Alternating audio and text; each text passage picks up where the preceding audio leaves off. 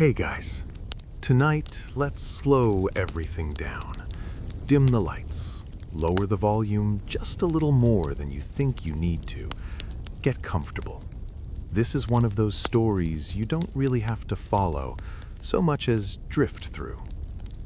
Tonight we're talking about what happened to royal concubines after the king died. Not during the glory years, not during the banquets or silk curtains or suspiciously dramatic poetry nights, but after. After the court stopped pretending to care, after the door closed, after the crown moved on to the next head. And as usual with history, the answer is, it depends, but it's almost never great. So let's ease into it.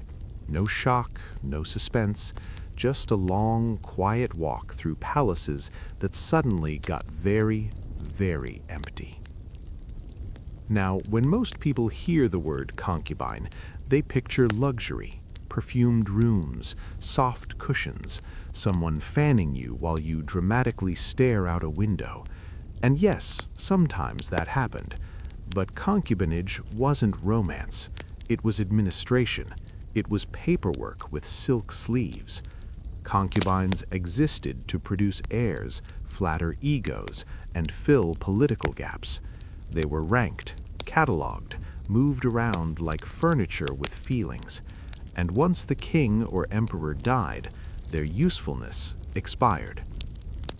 Let's start somewhere familiar for this kind of thing, Imperial China, because no one did bureaucratic sadness quite like Imperial China. An emperor might have thousands of women attached to his household. Not all romantic partners, obviously. Some never even met him, but they all technically belonged to him, which meant that when he died, they belonged to no one. And that was a problem. See, once an emperor passed away, the palace didn't want reminders of him hanging around, especially not women who had intimate knowledge of his habits, weaknesses, and, let's be honest, very personal flaws. So the solution was containment. Many concubines were sent to live out their days in palace complexes, converted into what were essentially polite, silent prisons. They weren't allowed to remarry. They weren't allowed to leave. They weren't even allowed to socialize freely. They were called honored widows, which sounds nice, but it mostly meant, please stay here and slowly fade into the wallpaper. Some were forced to shave their heads and live as Buddhist nuns, not because they had spiritual awakenings, but because it was convenient. It solved several problems at once. They couldn't reproduce, they couldn't gossip, and they looked appropriately mournful. Of course, not all concubines were treated equally. If you had given birth to a son who became the next emperor, congratulations, you just upgraded from disposable to politically awkward. Now you were important, too important to ignore, too dangerous to trust. So you might be elevated to Empress Dowager, which sounds powerful, and sometimes it was. But more often, it meant spending decades under constant surveillance, every word measured, every expression interpreted. You weren't free, you were just preserved. And if you didn't have a son, or your son lost the succession lottery, well, let's just say history suddenly stops mentioning you. Some concubines were quietly married off to minor nobles. Others were sent back to their families with a small stipend and a lifetime of awkward explanations. Why, yes, I did live in the palace. No, I can't talk about it. Yes, it was exactly as strange as you're imagining. And then there were the darker cases, the ones history records very calmly. In certain dynasties, concubines were expected to die with the emperor, not violently necessarily, but deliberately. The idea was loyalty and tradition and control. These women were praised for their virtue. Statues were built. Poems were written. The palace moved on. Now let's gently float westward, over deserts, across trade routes, into the Ottoman Empire. Ottoman sultans had harems that were legendary, But here's the thing people often miss. Ottoman concubines were not just romantic partners. They were part of a highly structured system designed to produce exactly one thing: a future sultan. Once a concubine gave birth to a son, her entire life changed. She stopped sleeping with the sultan entirely, because the goal was one son, no competition. She would then raise that son in relative isolation, preparing him for either unimaginable power or immediate execution. Because when a new sultan took the throne, he often eliminated his brothers, because why not double down? So what happened to the concubines after the sultan died? If your son won, you were powerful, terrifyingly powerful, but also in danger. If your son lost, you were sent away, sometimes to the old palace, which sounds quaint. It wasn't. The old palace was where former concubines went to quietly exist. They were paid, they were fed, they were forgotten. They couldn't leave, they couldn't remarry, they couldn't influence anything ever again. They were living footnotes. And again, the irony is gentle but constant. These women were once at the center of the most powerful court in the world. Then one funeral happened, and suddenly they were just extra furniture. Now let's drift again, this time into medieval Europe. Europe didn't technically do concubines the same way. They preferred the term mistress, which somehow sounds worse. Kings had queens for alliances, mistresses for affection, and absolutely no intention of caring about either once they were inconvenient. When a king died, the queen had a defined role: regency, dowager status, a household. Mistresses, not so much. Some were married off quickly to minor nobles, others were sent to convents, which was the medieval version of being told to sit quietly and think about your choices. And if the mistress had borne children, ah yes, the royal bastards. Sometimes they were acknowledged, sometimes educated, sometimes given land, and sometimes quietly erased. The mistress herself often disappeared from records almost immediately, which usually means one of three things. She married someone unimportant, she entered religious life, or she died without anyone bothering to write it down. One French king's mistress was given a pension after his death, which sounds generous until you realize the pension was conditional on her never appearing at court again, ever. She had been the king's favorite, now she was an embarrassment. And this pattern repeats, over and over and over. Royal concubines lived in borrowed importance. Their status existed as long as the man did. Once he was gone, the system closed ranks. And the weirdest part is, most of them knew this. They lived with the quiet understanding that everything could end at any moment, that one illness, one fall, one poorly timed hunt, and suddenly the silk curtains would be replaced with monastery walls, or a locked gate, or a polite letter explaining they were no longer required. No grand goodbye, no emotional closure, just silence. As we keep drifting forward, you'll notice something calming in its consistency. Empires change, languages evolve, fashion improves, then gets worse again. But the treatment of women who were politically useful and then inconvenient, very stable. In the next part, we'll ease further into specific lives, names you might recognize, women who were powerful for a moment and invisible forever after. For now, just let that palace quiet settle in, the echoing halls, the doors closing softly, history moving on without looking back. All right, let's just keep drifting. No sudden starts, no dramatic music cues, just the soft continuation of things quietly going wrong. When a king or emperor died, the palace didn't explode into chaos the way movies like to show it.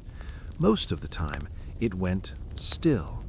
Courtiers whispered, servants walked slower, doors that were once always open suddenly weren't. And for the concubines who stayed behind, life entered a strange limbo. They weren't prisoners, but they weren't free either. They were managed. Let's return to imperial China for a moment, because this system was perfected there like an art form, a deeply depressing art form, but still.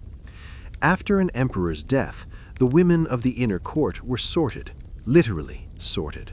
There were lists, ranks, decisions made by men who had never spoken to them.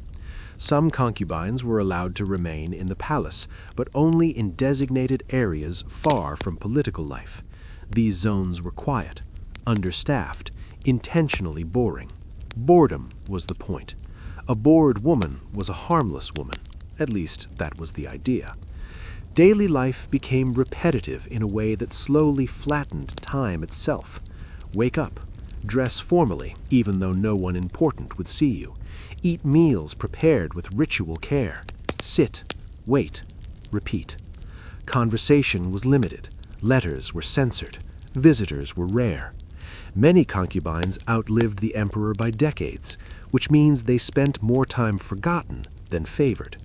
And here's the quietly tragic part. Some of them entered the palace as teenagers. They left this world as old women who had never once lived outside palace walls. No husbands, no children, no private lives, just corridors. Now, occasionally, a concubine would try to carve out a purpose. Some studied poetry. Some became patrons of art within their limited circles. Some devoted themselves fully to religion. But all of it existed inside invisible fences. If you were wondering whether romance ever happened again, no, absolutely not. Any hint of intimacy after the emperor's death was considered scandalous, sometimes criminal. These women were expected to remain emotionally frozen in time, forever associated with a man who was long gone. And yes, that expectation was just as unreasonable as it sounds. Now let's float back toward the Ottoman Empire again, because here the system took on a slightly different flavor of quiet despair.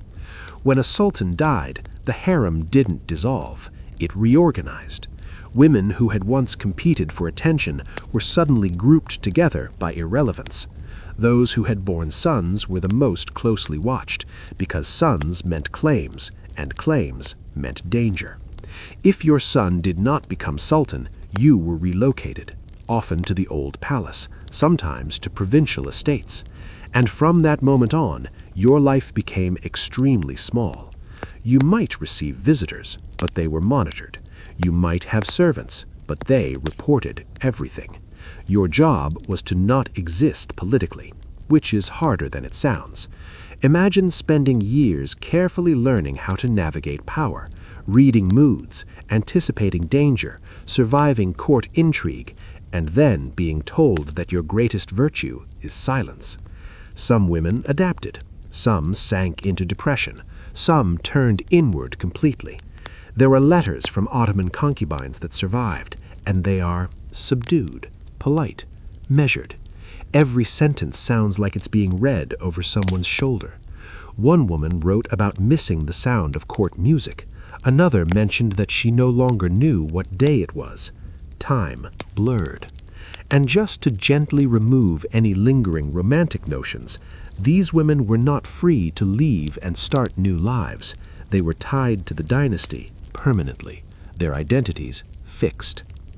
Now let's ease into medieval Europe again, because Europe liked to pretend it was morally superior about these things. It wasn't. European kings didn't keep formal harems, but they did keep favorites, mistresses who were very publicly acknowledged, sometimes more influential than queens. While the king lived, these women could wield enormous power. They arranged marriages, they influenced appointments, they shaped policy. And then the king died, and suddenly no one returned their letters.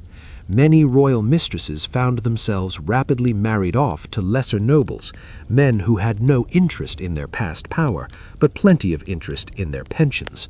Others were sent to convents under the gentle suggestion that it would be appropriate. Appropriate meant invisible. Convents weren't always miserable. Some women found peace there. Structure, routine. But make no mistake, for many it wasn't a choice. It was exile with prayers. One former mistress of a French king reportedly asked to remain at court after his death. The answer was a polite refusal.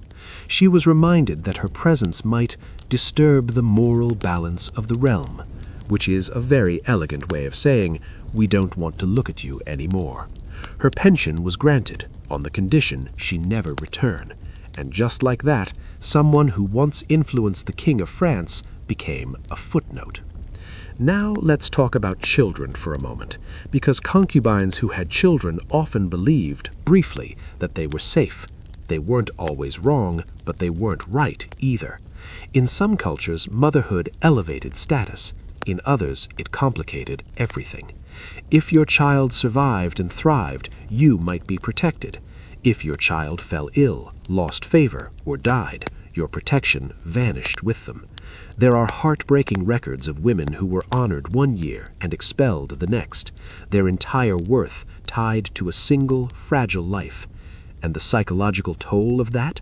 We can only guess. Imagine loving someone, knowing their existence is also your political insurance. It's a strange way to love.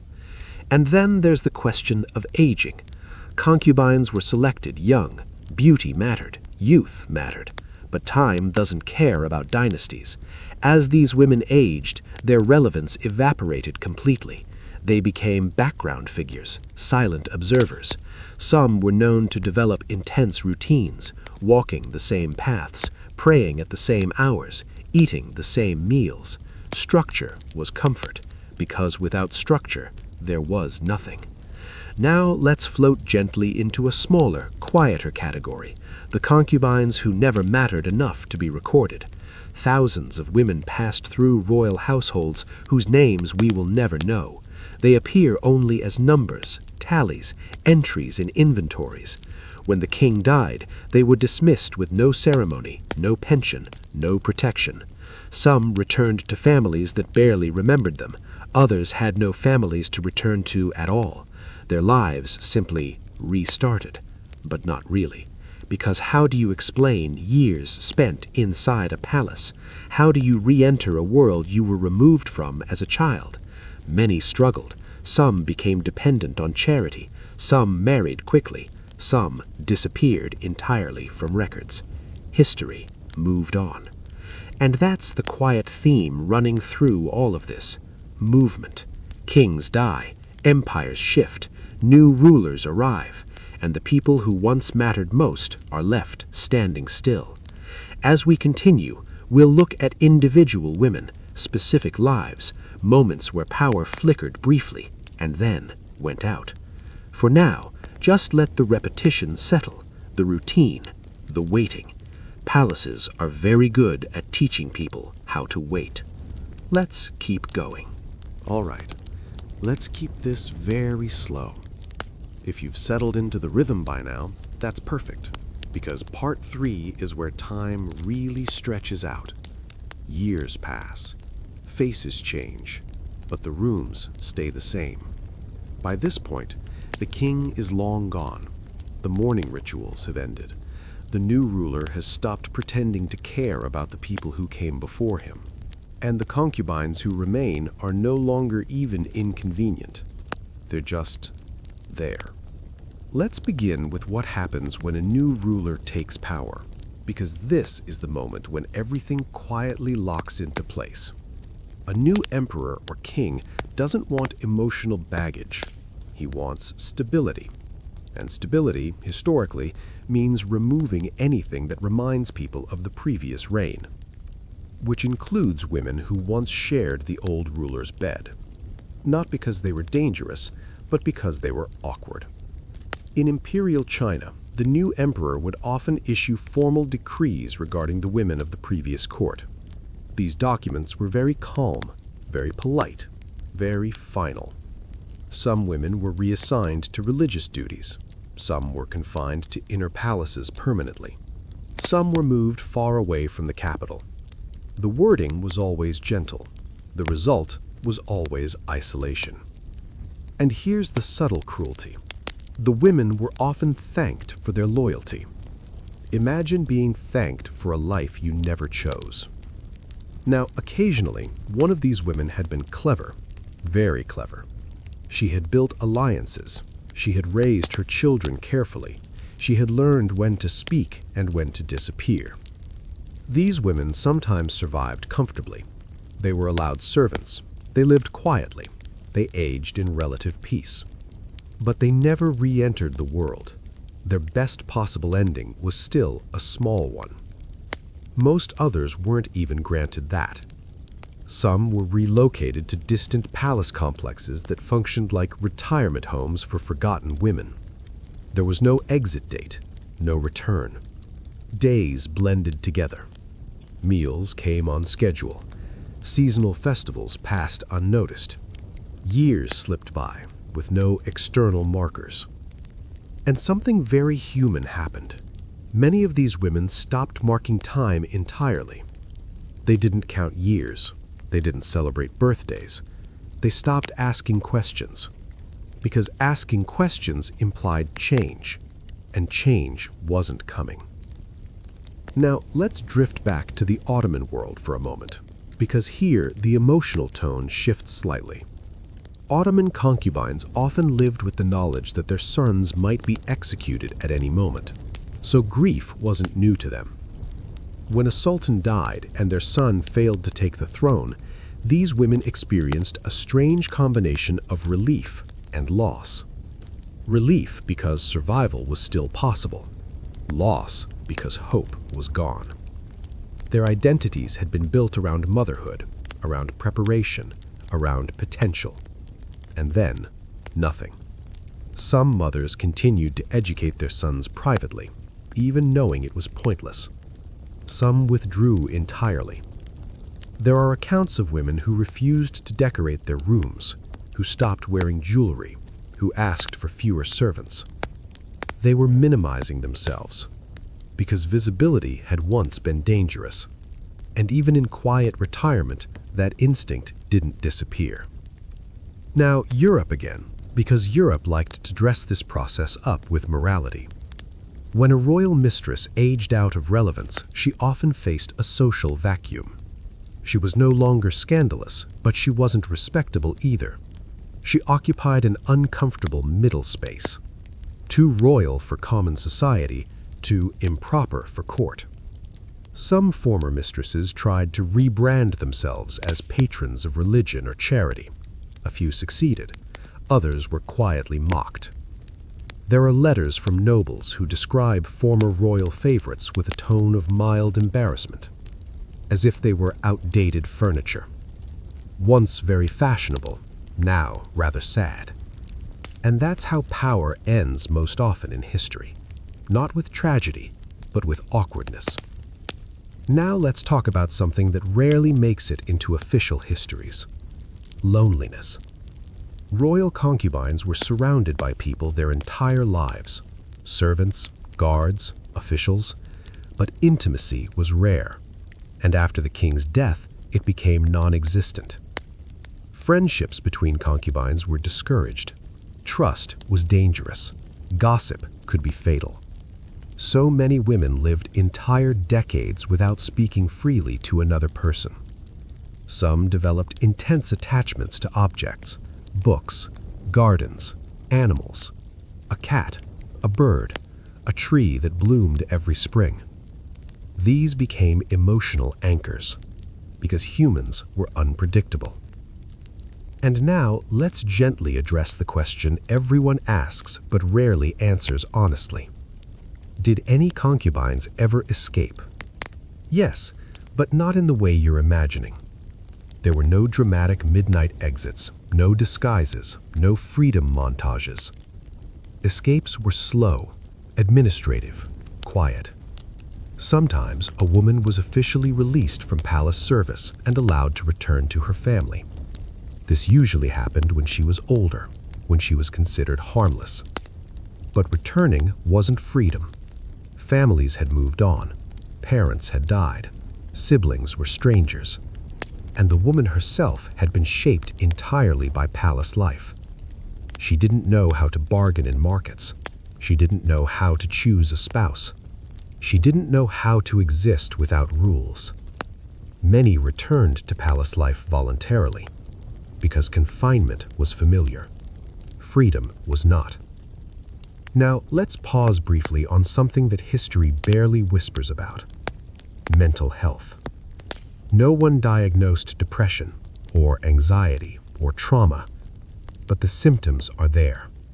Women who stopped eating, women who refused to leave their rooms, women who fixated on rituals. Some became deeply religious, others deeply withdrawn. And no one intervened, because suffering that didn't disrupt order wasn't considered a problem. Now imagine aging inside this system. Your reflection changes, your body slows. The young women arriving at the palace look impossibly distant from who you once were. And you realize something quietly devastating. You are now invisible to the same system that once obsessed with you. That realization appears again and again in letters and poetry written by former concubines. A soft resignation, a gentle bitterness. Not anger, just acceptance. Now, let's float one last time across cultures. From China to the Ottoman Empire to Europe. Different languages, different religions, same ending. When a ruler died, the women who had lived closest to power were systematically removed from it. Not violently, not dramatically, just steadily. And perhaps the strangest part of all is that history itself follows the same pattern. Once these women ceased to be useful, chroniclers stopped writing about them. They vanish from the page. Which means the quiet years, the decades of waiting, aging, surviving, are the hardest to reconstruct. We know they lived, we know they endured, but the details are gone. And that absence tells its own story. In the next part, we'll look at the rare exceptions, the ones who managed to hold on to influence, the ones who bent the rules just enough to matter. For now, just let the stillness continue. A life measured not in events, but in days that all feel the same. We'll keep drifting. All right, still with me? Good. By now, everything should feel very even, very flat. That's intentional. Because part 4 is about the rare cases where concubines didn't fully disappear. Not because the system suddenly became kind, but because a few women learned how to exist between the rules. These are not success stories. Let's be clear about that. They're more like prolonged survival stories. Let's start, gently, with Imperial China again. Because this is where we see the clearest examples of women who remained relevant long after the emperor was gone. Some concubines became empress dowagers, which sounds like a promotion, and sometimes, briefly, it was. An empress dowager was the mother of the emperor, which meant she technically outranked everyone. On paper. In reality, her power depended entirely on timing, personality, and how much she frightened the men around her. A strong empress dowager could dominate court politics. A weak one could be ignored completely. And even the powerful ones lived in a constant state of tension. They were watched, second-guessed, accused of manipulation. Any decision they made was attributed to emotional instability, or maternal bias, or moral weakness, because of course it was. Some empress dowagers responded by withdrawing entirely. They lived quietly. They avoided controversy.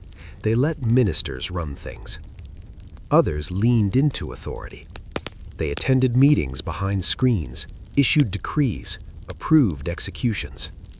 But here's the quiet irony. Even at their most powerful, they were never safe. History is full of empress dowagers who were eventually sidelined, accused of corruption, blamed for disasters, forced into retirement. Power for them was temporary, precarious, and once they were removed, they vanished just like everyone else. Now let's float back to the Ottoman world, because here we see a different kind of exception. The Valide Sultan. She was the mother of the reigning sultan, and she was often the most powerful woman in the empire. Some Valide sultans controlled finances, others influenced foreign policy, a few essentially ruled. But again, this power came at a cost. Their entire authority depended on their sons staying alive and sane and in control. If he was overthrown, they fell with him. If he was assassinated, they were removed instantly. So even at the peak of influence, these women lived with constant anxiety. They slept lightly, they trusted carefully, they aged fast. There are accounts of Valide sultans who refused to sleep alone, who kept rooms lit all night, who surrounded themselves with servants at all times. Power did not make them peaceful. It made them alert. Now, Europe. Europe's exceptions were smaller, quieter. A handful of royal mistresses managed to maintain influence by transitioning into respected elder figures. They became advisors, patrons, quiet power brokers. But this required extraordinary social skill and luck. Most failed. Those who succeeded did so by deliberately minimizing themselves. They dressed modestly, they avoided scandal, they emphasized piety. They learned how to appear harmless, which, historically, has been one of the most effective survival strategies available to women. But even these women were never fully accepted. They were tolerated. There's a difference. Now let's talk about legacy, because this is where the story becomes especially quiet. What did these women leave behind? Very little. Some commissioned buildings, temples, schools, charities. Others left letters, poems, fragments of thought. But most left nothing tangible. No tombs of note, no biographies, no official recognition. Their influence existed in moments, conversations, decisions that were never attributed to them. History prefers clean lines of power, kings, wars, dates. Concubines don't fit neatly into that structure, so they were edited out. And yet, they were everywhere. They shaped heirs, they influenced rulers, they stabilized courts. They absorbed emotional labor no one wanted to acknowledge. And then they aged and were removed and forgotten. Now let's slow this even further. Imagine one of these women at the very end of her life. She has lived through multiple reigns, seen fashions change, watched empires shift. She remembers rooms that no longer exist, people whose names no one speaks. Her body is tired, her status is irrelevant, and yet she knows things. She remembers who the king really was, not the portraits, not the chronicles, the man. And that knowledge dies with her. Which might be the saddest part of all, because history isn't just what happened, it's what survived.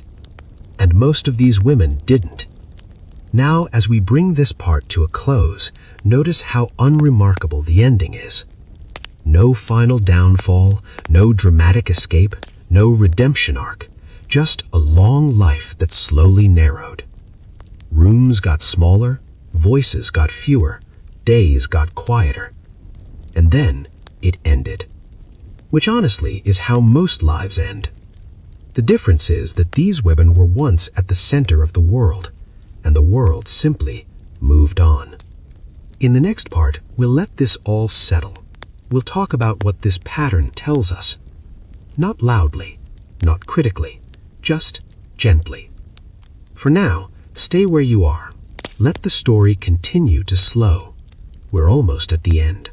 All right. Still with me? Good. By now, everything should feel very even, very flat. That's intentional. Because part 4 is about the rare cases where concubines didn't fully disappear.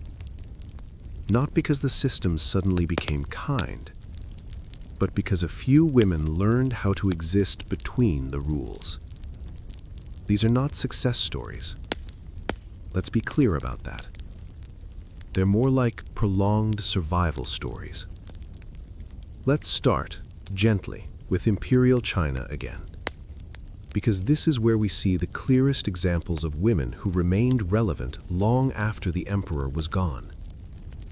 Some concubines became empress dowagers, which sounds like a promotion. And sometimes, briefly, it was. An empress dowager was the mother of the emperor, which meant she technically outranked everyone. On paper. In reality, her power depended entirely on timing, personality, and how much she frightened the men around her. A strong empress dowager could dominate court politics.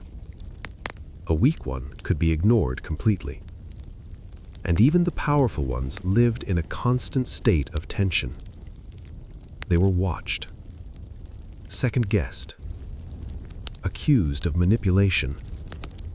Any decision they made was attributed to emotional instability, or maternal bias, or moral weakness. Because, of course it was. Some empress dowagers responded by withdrawing entirely. They lived quietly.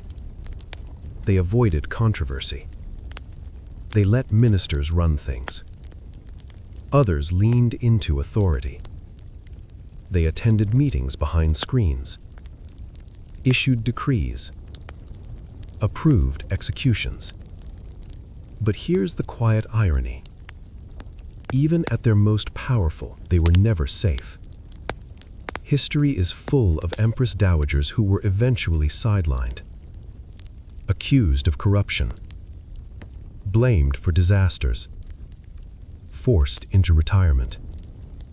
Power for them was temporary, precarious, and once they were removed, they vanished just like everyone else.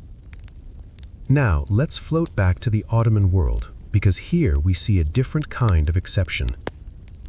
The Valide Sultan. She was the mother of the reigning sultan, and she was often the most powerful woman in the empire. Some Valide sultans controlled finances. Others influenced foreign policy. A few essentially ruled. But again, this power came at a cost. Their entire authority depended on their son staying alive, and sane, and in control. If he was overthrown, they fell with him. If he was assassinated, they were removed instantly. So even at the peak of influence, these women lived with constant anxiety. They slept lightly. They trusted carefully. They aged fast. There are accounts of Valide sultans who refused to sleep alone, who kept rooms lit all night, who surrounded themselves with servants at all times. Power did not make them peaceful. It made them alert. Now, Europe. Europe's exceptions were smaller, quieter. A handful of royal mistresses managed to maintain influence by transitioning into respected elder figures. They became advisors, patrons, quiet power brokers. But this required extraordinary social skill and luck. Most failed. Those who succeeded did so by deliberately minimizing themselves. They dressed modestly. They avoided scandal. They emphasized piety. They learned how to appear harmless, which historically has been one of the most effective survival strategies available to women. But even these women were never fully accepted. They were tolerated. There's a difference. Now let's talk about legacy, because this is where the story becomes especially quiet. What did these women leave behind? Very little. Some commissioned buildings, temples, schools, charities. Others left letters, poems, fragments of thought. But most left nothing tangible. No tombs of note, no biographies, no official recognition. Their influence existed in moments, conversations, decisions that were never attributed to them. History prefers clean lines of power. Kings, wars, dates. Concubines don't fit neatly into that structure. So they were edited out. And yet they were everywhere. They shaped heirs. They influenced rulers. They stabilized courts. They absorbed emotional labor no one wanted to acknowledge. And then they aged, and were removed, and forgotten. Now, let's slow this even further. Imagine the final years. The body weak. The routine simplified. Wake. Eat. Sit. Rest. The palace, if she's still in one, feels enormous now. Distance is longer. Stairs steeper. If she's outside the palace, the world feels unfamiliar. Louder. Messier. Either way, she belongs nowhere fully. And that's the last quiet truth of this story. Royal concubines existed in a permanent in-between state. Not wives. Not servants. Not free. And even at the end of their lives, that in-between feeling remained. They didn't die as queens. They didn't die as commoners. They died as people history didn't know how to categorize. Which is why history let them slip through. Now, there's one final irony worth mentioning, very gently. Many of these women spent their youth being intensely observed, judged, measured. Their bodies, their behavior, their usefulness. Every movement mattered. But at the end, they died unobserved. No audience. No record. And maybe for some of them, that was a relief. Because being unseen can feel peaceful when you've spent a lifetime being watched. So, if we zoom out all the way now, past individual lives, past specific empires, what remains is a pattern. Power consumes, then discards. And the people closest to it are often the ones it erases most completely. Not loudly, not cruelly, just efficiently. And that's why these stories feel so quiet. They aren't about action. They're about endurance. About existing long after purpose has been assigned and then removed. And that's something most of us, historically speaking, can understand.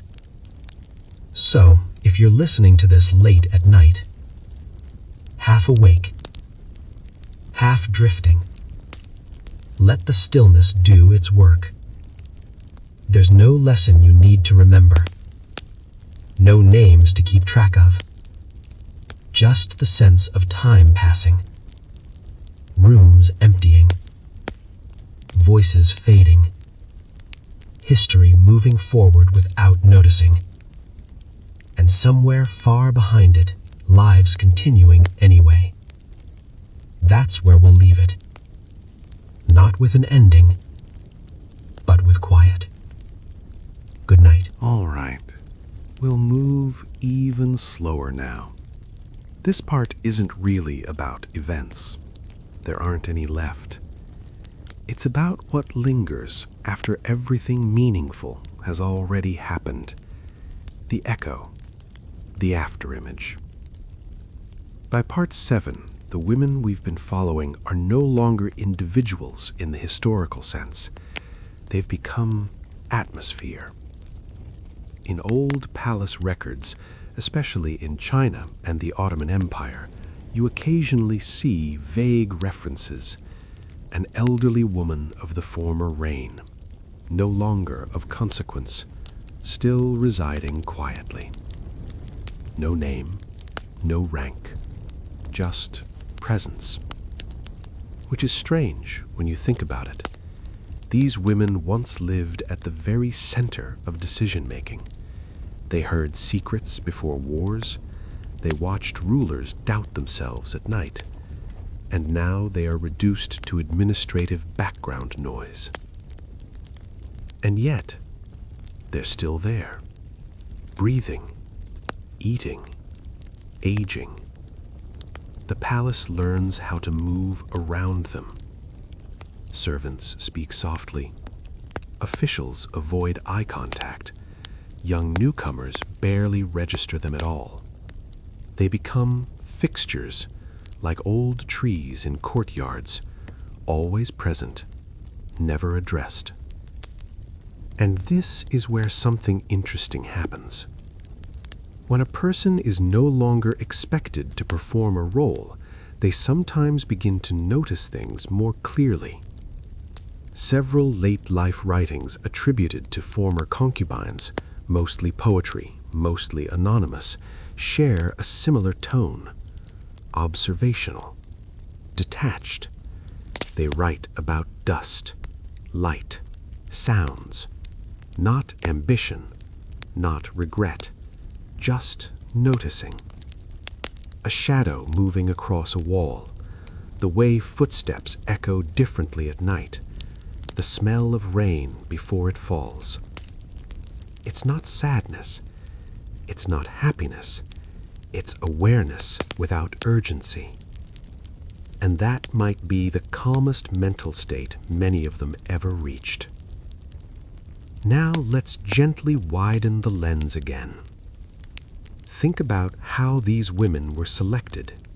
Young, carefully chosen, often taken from families who saw it as an honor. They entered palace life with expectations placed on them, not by them. They were evaluated constantly. Beauty, behavior, fertility, temperament. Their early lives were a performance under pressure.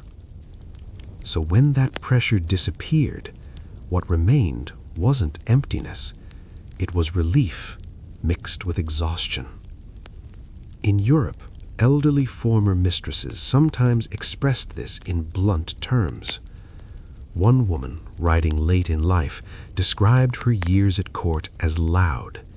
Not noisy, but mentally loud. Too many opinions, too many consequences. Her later years, she wrote, were finally quiet enough to think. And that line appears in different forms across cultures. Quiet as a gift, quiet as compensation. Now let's talk about memory. Because memory is the last thing these women truly owned. Their possessions were minimal, their freedom limited, but their memories were untouched. They remembered the ruler as a person, not a symbol. They remembered fear, kindness, indifference. And that memory stayed private, because there was no one left to tell it to who would understand or care. Which means the most accurate versions of historical figures died silently with the people closest to them. That's one of history's stranger habits. It preserves speeches. It forgets voices. Now, as the years stretch on, these women become increasingly disconnected from the present. Language changes, customs shift. They hold on to outdated expressions, old etiquette.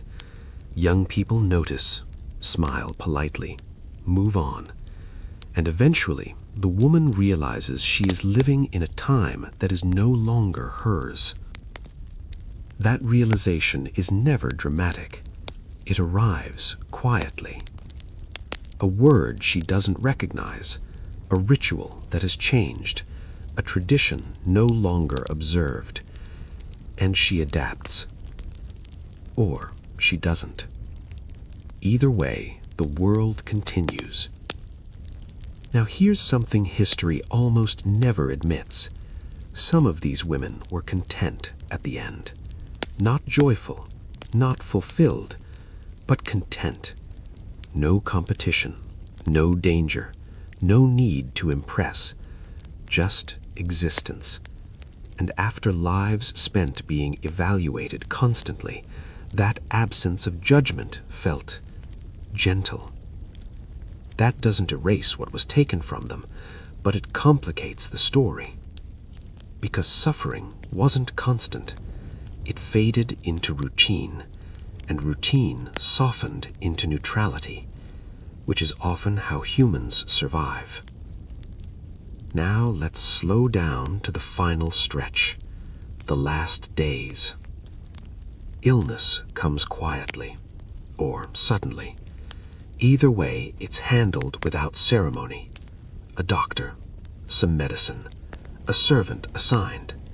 No prayers from the court, no announcements. And when death comes, it comes without witnesses that matter. The body is prepared, buried, records updated, and that is the final act. Not tragedy, not honor, administration. And yet, even here, there's something quietly human. Someone closes the door. Someone removes personal items. Someone notices the room feels different. A presence is gone. Not historically important, but noticeable. And then that feeling fades too. Now, if you're wondering why we're still here, why this part exists at all, it's because history usually stops too early. It stops when power ends, but most lives don't. They taper, they slow, they settle, and that settling is where truth often lives. So in this final quiet stretch, let's acknowledge that. Royal concubines after the king died didn't vanish immediately. They lived, they aged, they adjusted.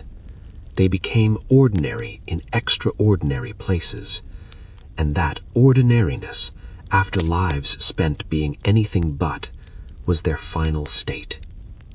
No title, no function, just being. And that's where we'll let this part rest. No new names, no new events, just the long exhale after a life that was never fully its own. We'll stay here a little longer before we end completely. Just enough time for the silence to feel familiar. All right. This is the last stretch. Not an ending exactly, more like the lights dimming one by one. By part 8, there's almost nothing left to say in the usual historical sense. No timelines, no reigns, no consequences, just absence. The palaces we've been moving through this whole time, they don't feel grand anymore. They feel too big. Empty rooms echo more than full ones. Corridors stretch longer when no one is waiting at the end of them. Gardens grow uneven when no one important walks through them. And slowly, without ceremony, these places forget the women who lived inside them. In imperial China, entire palace sections were sometimes sealed off after a generation passed, not because of ghosts, but because no one needed them. Doors closed, roofs leaked, paint faded. A former concubine's room might sit untouched for years, then be repurposed for storage, scrolls, furniture, administrative clutter. Her existence reduced to usable space. In the Ottoman world, the old palace itself eventually lost importance. New residences took over, new systems replaced old ones. The women who once filled those halls were already gone then, but the silence remained. And silence, once established, tends to spread. Now let's think gently about what survives, because something always does.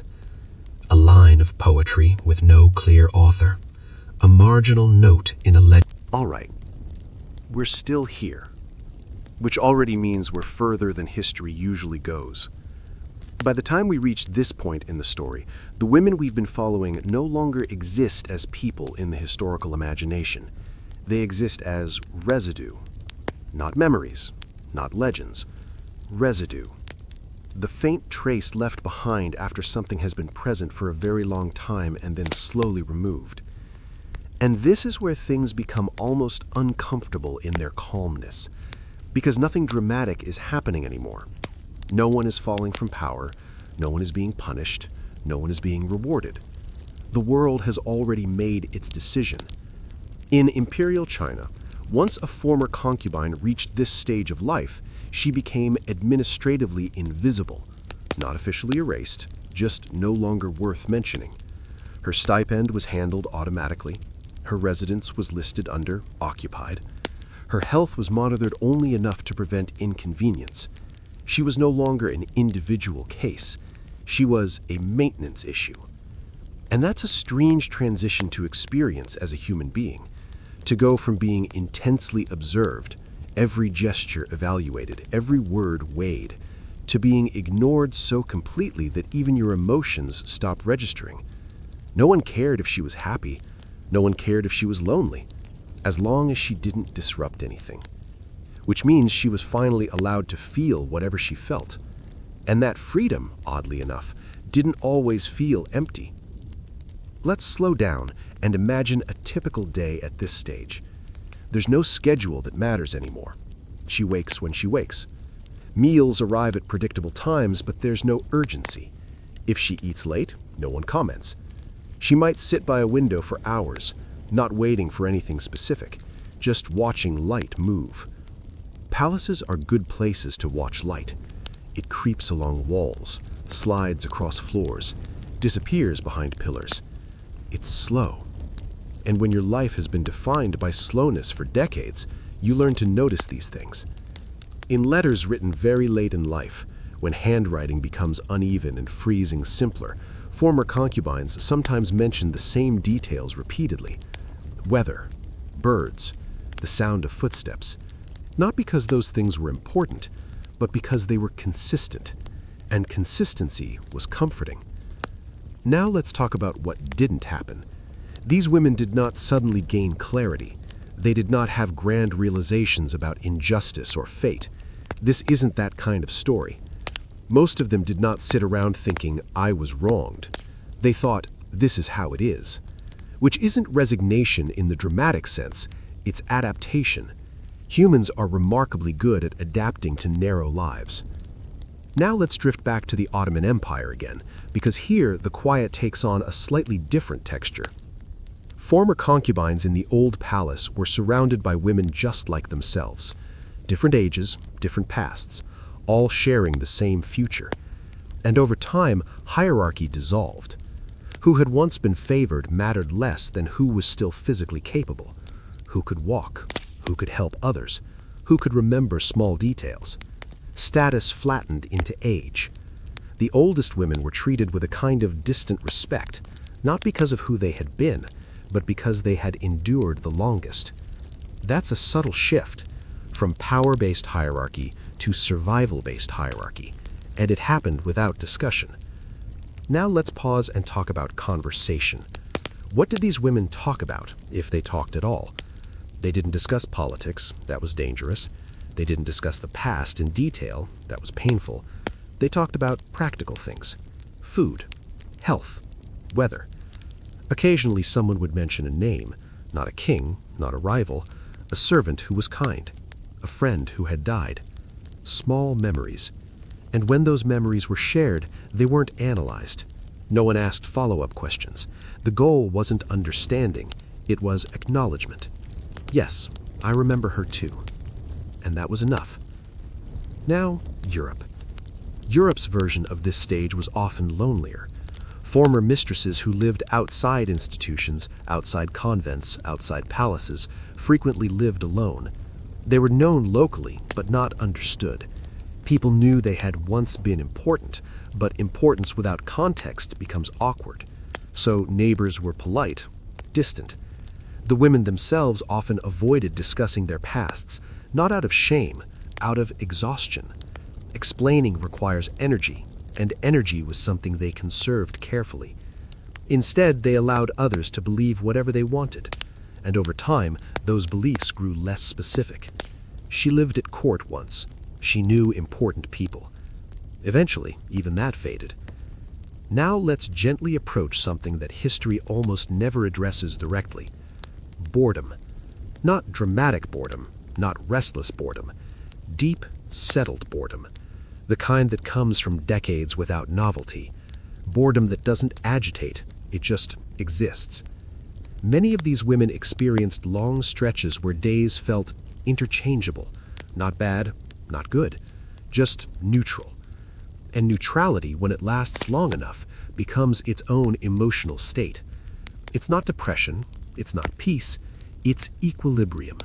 And equilibrium can feel surprisingly safe.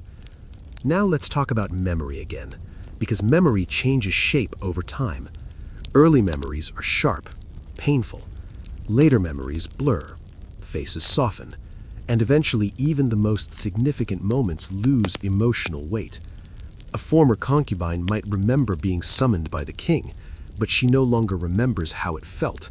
The memory exists without sensation, and that's when the past truly loosens its grip.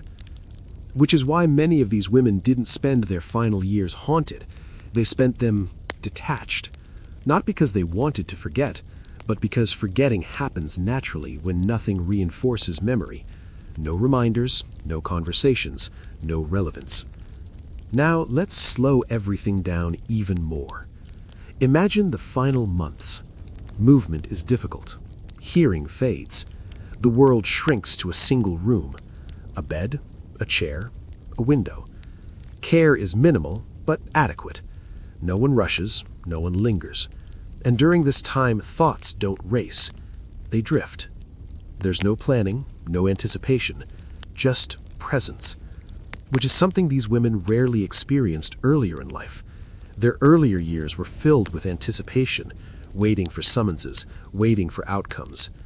Now there's nothing left to wait for. And that absence of anticipation changes the texture of time. Time no longer stretches or contracts. It simply passes. Now let's talk about the moment history truly loses them. It doesn't happen at death. It happens before that. It happens the last time someone who knows their full story dies. The last servant who remembers their youth. The last official who recalls their name. After that, the woman still exists physically, but narratively, she's gone. And that gap, the gap between narrative death and physical death, is where many of them lived for years. Which is why this part matters, because it's where life continues without meaning. And that sounds bleak, but it's also honest. Not every life ends with resolution. Most don't. Now let's zoom out one final time.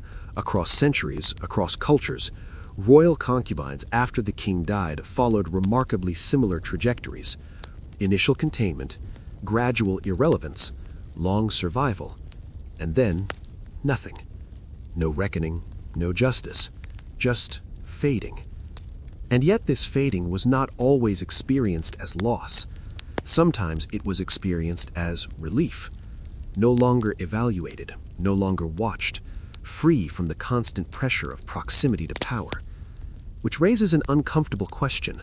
How much of their suffering came not from confinement, but from attention?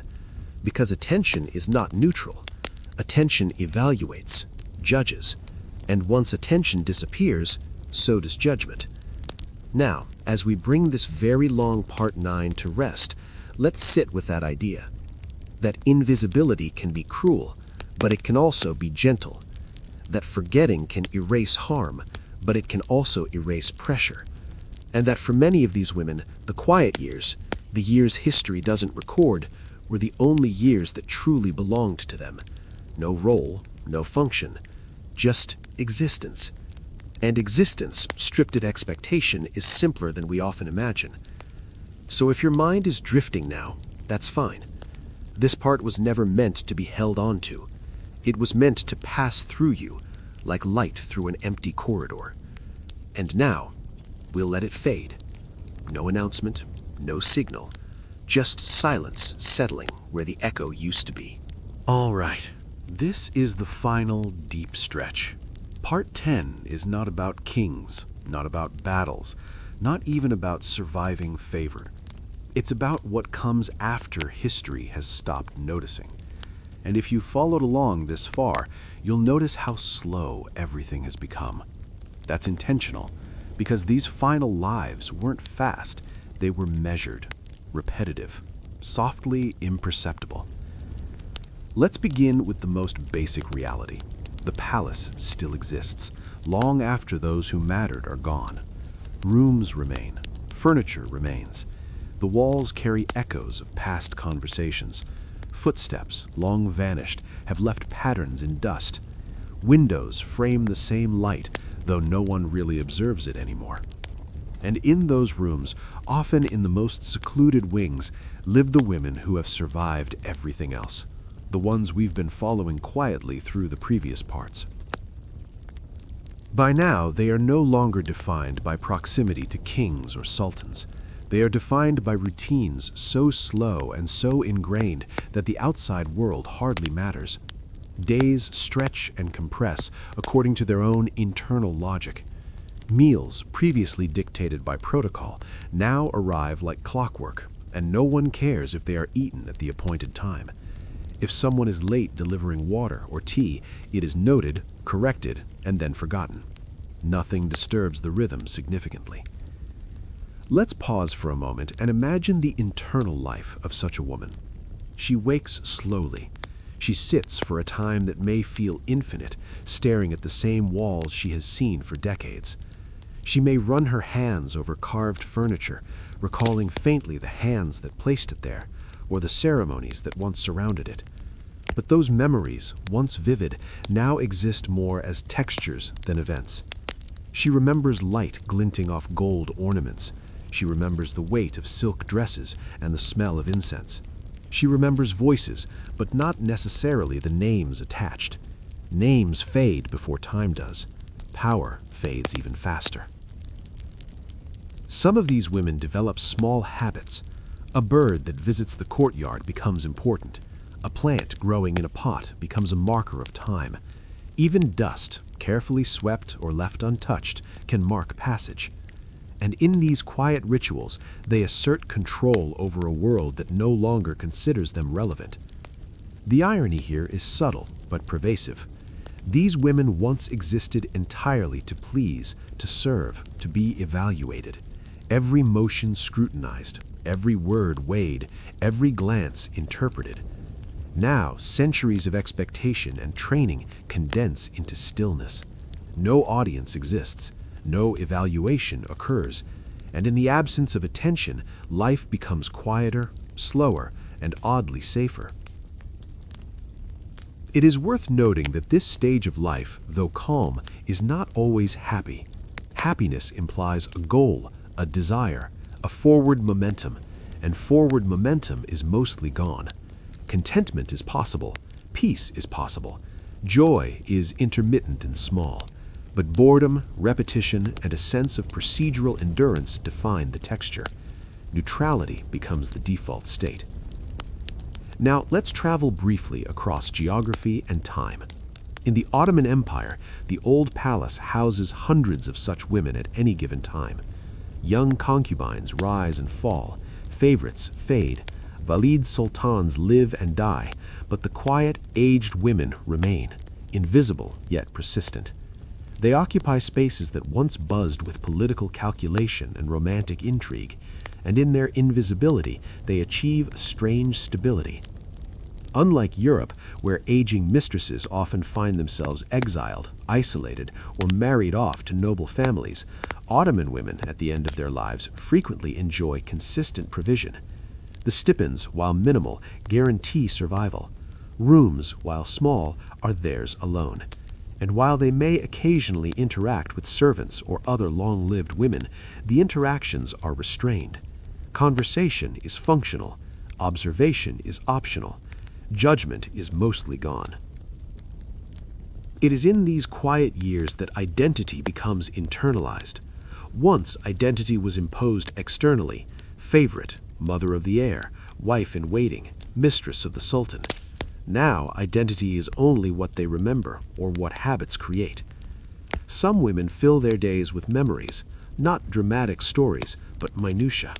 The rhythm of footsteps, the way the light falls at different hours, the smell of tea brewing, a bird's song in the morning. These become anchor points in a world where external markers have faded. And here's the subtle, almost imperceptible shift that happens in extreme old age. The body slows, the senses fade, hearing, vision, taste.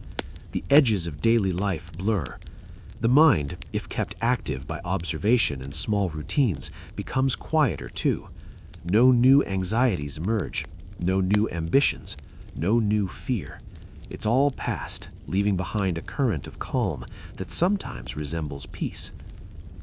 Some women, remarkably, leave traces of their internal life: anonymous poems, undated letters, faint marginalia in palace ledgers, a verse about the wind through lattice windows, a note about a servant who was gentle, a reminder that life existed quietly even when the outside world was indifferent.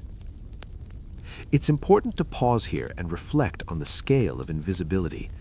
These women we've been following exist for decades in a state where their personal histories are irrelevant. Nothing they do changes the world. Nothing they say is recorded in official histories. And yet within themselves, these decades are rich. They are measured, subtle, and deeply human. The persistence of self, even without recognition, is remarkable. The slow decline of life continues.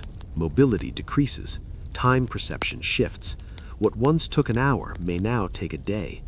Conversations, if they happen, are limited. The world outside moves on. Children of the new ruler grow old. New kings ascend and die.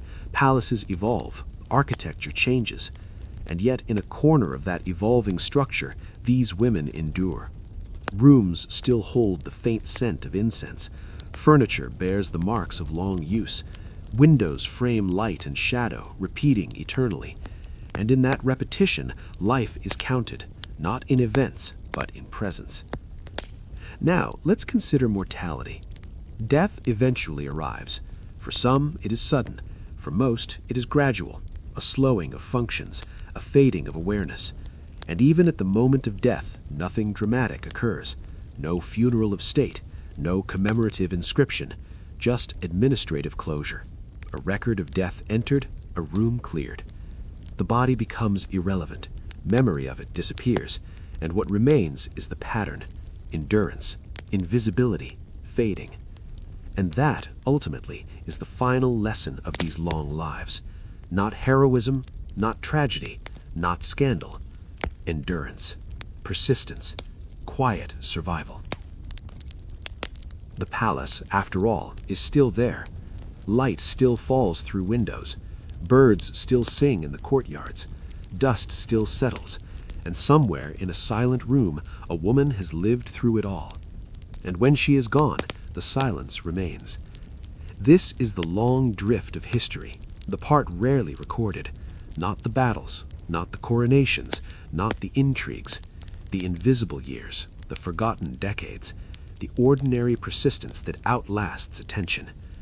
So let's sit here for a moment. Let the corridors echo softly in our minds. Let the dust settle. Let the light pass slowly across the walls. Because that is where these stories truly end. Not in flash, not in drama, not in notoriety, just quietly, patiently, unobserved, endlessly. And in that quiet there is something almost profound. It is not remembered by history, but it exists. And that existence, without expectation, without evaluation, is its own kind of finality. We leave them here, in empty halls, watching light, waiting, drifting, and we close the door. No one is watching anymore. The palace is empty, and the echo has faded. Good night. All right, this is the very final drift. Not a conclusion, not a summary, just the subtle tail end of everything we've been tracing. By now, the women we've followed, those former concubines, mistresses, and silent observers, have long left the world that once demanded their presence. Their rooms are empty, their names are forgotten. Even memory itself, that fragile vessel, begins to blur. Yet echoes remain, not of power, not of scandal, but of presence, the faint trace of someone who existed where the world now moves on without noticing. Consider a palace courtyard. The fountain still trickles, birds still settle on the edges of carved stone, wind drifts along corridors. The walls bear no names, but every corner still remembers that someone once filled it with movement, with breath, with small rituals. These women's lives, so intimately observed in youth, ended without notice, yet their space they occupied remembers in its own quiet way. A discarded slipper, a folded piece of fabric, a faint scent of incense lingering in an unvisited chamber. All right, this is it. The very last stretch of our long, slow journey. Part 12 is not about events, or people, or even the past anymore. It is about time itself passing quietly, long after those we followed have disappeared from memory. Imagine the palace one final time, not alive with ceremony, not buzzing with attention, just still. Sunlight through tall windows, shadows sliding along walls, dust gathering in corners, the faint echo of footsteps that haven't existed for decades. The women we've traced through 9, 10, 11 parts are gone now. Their rooms emptied, their possessions long redistributed or forgotten.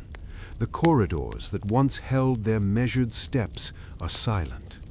And yet there is a presence in absence, not the kind that interrupts, not the kind that demands attention, but the kind that leaves a subtle imprint on the architecture, the air, the rhythm of the building itself. The palace remembers. These women, who lived decades in proximity to power, have ended their stories not with spectacle, but with quiet, not with legacy, but with endurance, not with recognition, but with continued existence, until even that fades. And what remains in history is only the echo, not the people, not their emotions, not their quiet triumphs, small rebellions, or subtle survival strategies, just the suggestion that they existed at all.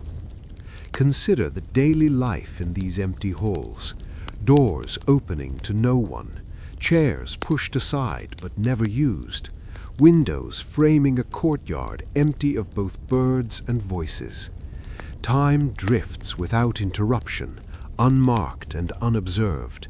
Seasons pass, dust settles, decay begins slowly. And in that slow decay, there is something almost comforting. It mirrors the lives of the women who lived and faded here. Not violent, not dramatic, just persistent, measured, unremarkable in the way that true endurance often is. No records survive of their inner thoughts, no letters, no poems, no memoirs of the long, quiet years, only the memory of presence embedded in walls, floors, and air.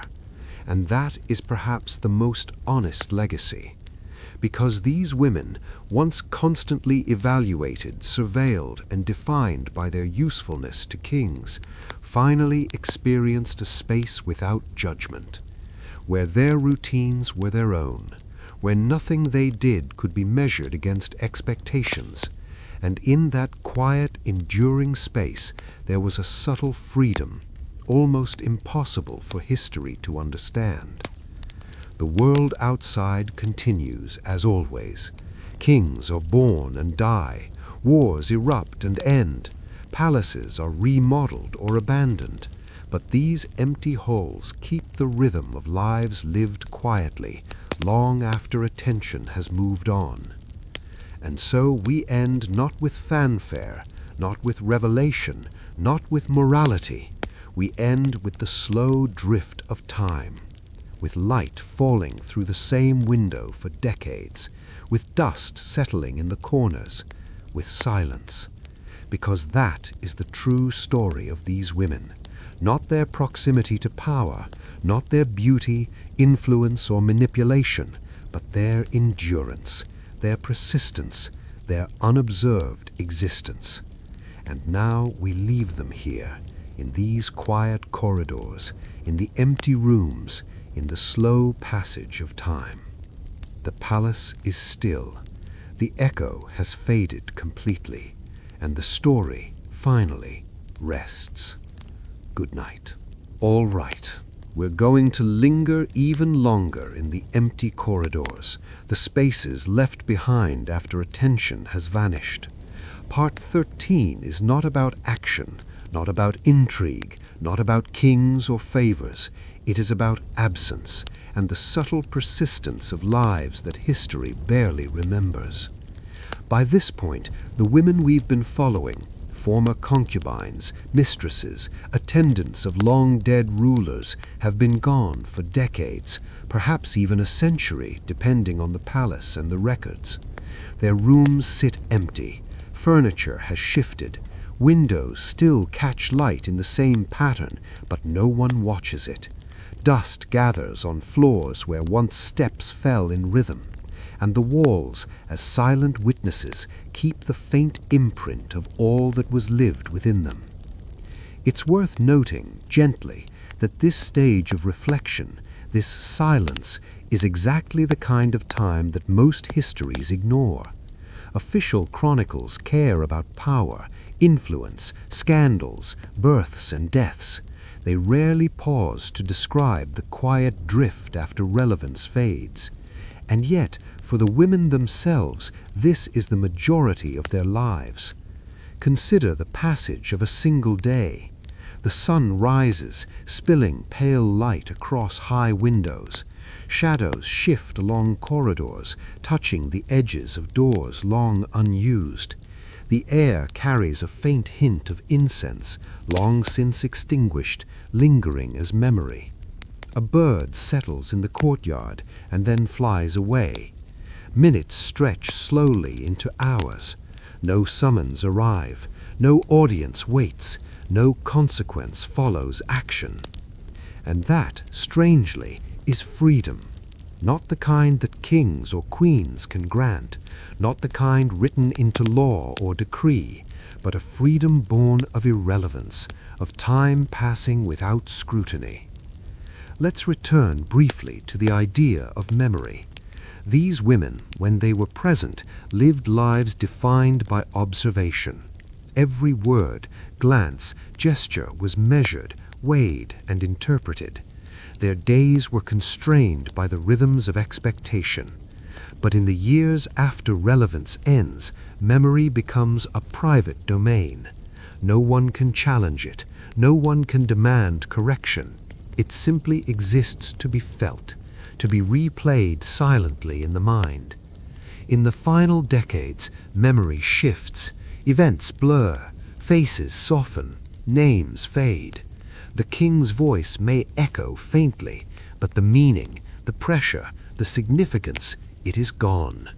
What remains is a texture of life, warmth, light, silence, sound, touch. The minutiae that actually made up the days, but that history tends to discard. Now consider the architecture again. Empty rooms, long corridors, high ceilings, ornate windows, all built to impress, to convey power, to be noticed. And yet now they are empty, unused, quiet. Even the lavishness loses its significance when no one inhabits it, but it continues to structure time. It contains space, it preserves a rhythm, and in that rhythm traces of lives linger.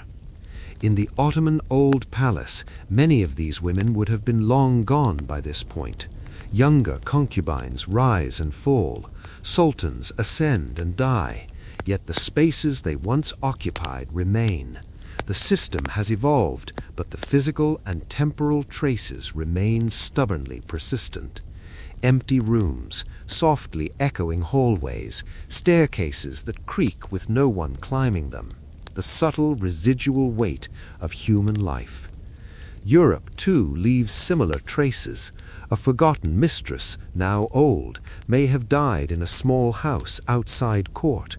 The streets around her house change, neighbors forget, her name fades, but objects remain: a chair, a folded dress, a book with a corner turned, small, almost imperceptible markers of presence.